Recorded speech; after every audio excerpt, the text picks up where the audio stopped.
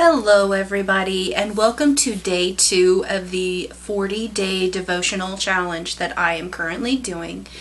And just a reminder, it's in this book by Christy Wright called Living True, 40 Days to Get Back to You.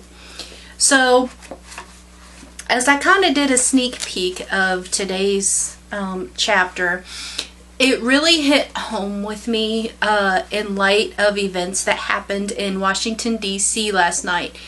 I feel like this chapter is really going to reach out and strike a chord with me, and I hope it does with you too. So let's go ahead and begin the reading, and you'll start to see what I'm talking about. God is with us. Be strong and courageous. Do not be frightened and do not be dismayed, for the Lord your God is with you wherever you go. Joshua 1:9. It was chaotic and terrifying and surreal. I remember the moment my doctor pushed the red button on my hospital bed that signaled 15 other medical professionals to come running into the delivery room. I remember when the doctors stopped talking to me and started speaking only to each other as if I wasn't there. I remember when someone yelled, "Get the husband out of here." I remember the fluorescent hospital lights zooming over my head like dashed white interstate lines as they ran, pushing my bed to the operating room. I remember trying to help the doctors get my body onto the operating table using only my arms because I couldn't feel anything from the torso down. I wanted to do anything I could to speed up whatever was going on, and I had no idea what was going on. What transpired next was an emergency C-section. Carter had an umbilical cord prolapse cutting off his blood supply, which led to his heart rate plummeting instantly.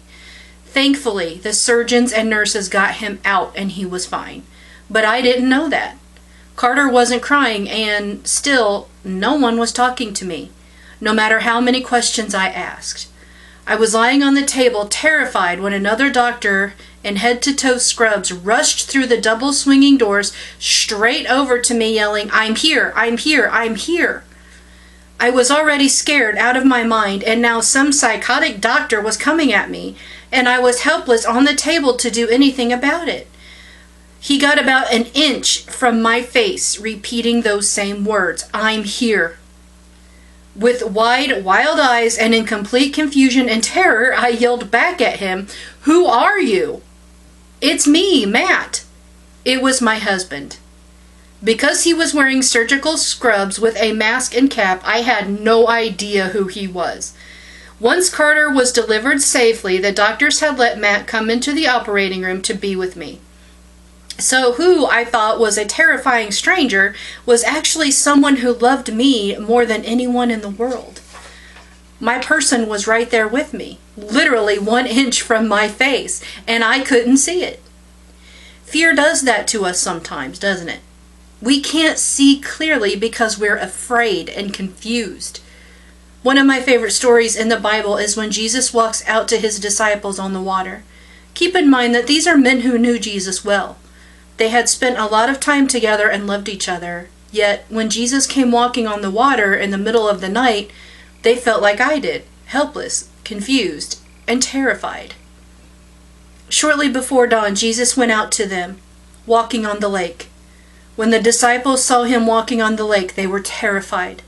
"It's a ghost," they said, and cried out in fear. Matthew 14:25-26. This story is a good reminder that when we're in a terrifying situation, or when life is just hard and exhausting, God is with us even when it doesn't seem like it. In fact, when he sent his son to earth for us, he named him Emmanuel, which means God with us. We are never alone. And unlike Matt, God isn't held up behind operating room doors waiting to enter. God isn't far away in the clouds, peering down when he's not busy doing something more important. He's with us every minute of every day of our lives. Psalm 139, 7-10 says, Where can I go from your spirit? Where can I flee from your presence? If I rise on the wings of the dawn, if I settle on the far side of the sea, even there your hand will guide me. Your right hand will hold me fast. I love this reminder. So when we're scared and confused, like I was during my C-section, or like the disciples were in the boat, we can take comfort in the fact that God is always with us. And now it's time for reflection and prayer. Where in your life do you feel confused, scared, or helpless? What does it mean to you that you're not alone, that God is with you in every situation? Spend some time in prayer today, asking God to help you recognize His presence in the midst of what you're going through. And like I said, I really feel like, in spite of everything that's going on, the craziness in this world right now going on with Washington and all of that going on, I feel like we need to be in prayer more. We need for each individual person needs God in their own way right now. And I can already tell you I was scared when I woke up this morning. I was scared when the riots started over the summer of 2020, this past summer, when all the rioting and bad things started happening. I was scared to death, like so many other people. And I thought, oh my gosh, what is happening? What is happening to us as a society? What's going on? And then I thought, oh my gosh, is this the beginning of Armageddon? Like, what is going on? And I was scared. And that's when I really started to realize that I needed to get back to my relationship with the Lord. I really did. And when I woke up again this morning, once again, I felt fear. And because of what happened last night in Washington, D.C., I felt fear. I don't even live in Washington, D.C. I don't even live near it. But my fear is that it's going to start the riots and the protests all over again. It's going to start, the bad things are going to start all over again. And just reading that chapter has made me feel more calm, more at peace, and I'm not scared anymore like I was before I read that chapter. And I hope that it has the same effect on you. Even if you're not reading along, you're just listening to the sound of my voice. I hope that you find yourself in prayer today and that you feel safe with the Lord.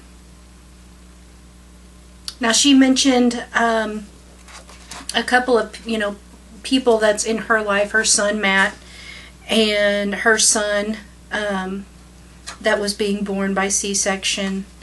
And I love that about the way that she writes, because even though you may not know who these people are, you can picture these people as people that you do know, because the sort of things that happen to her happen in everyday life. And I just love how she incorporates that, her everyday life and things that can happen any day, into the book, and into a devotional and how to deal with it. I think that's great. So stay tuned tomorrow for day 3. And I'm excited for day 3. I know I probably said that yesterday about today, but I am. Like, when I get up in the morning, in my mind, I'm like, okay, first thing, workout. So then while I'm working out, in my mind, I'm already thinking, oh man, I can't wait for this workout to be over so I can get to my devotional and read my chapter today and share it with all of you. That's what's going through my mind as I'm working out. Like, I just keep working out faster so I can get that part over with and get to the fun stuff.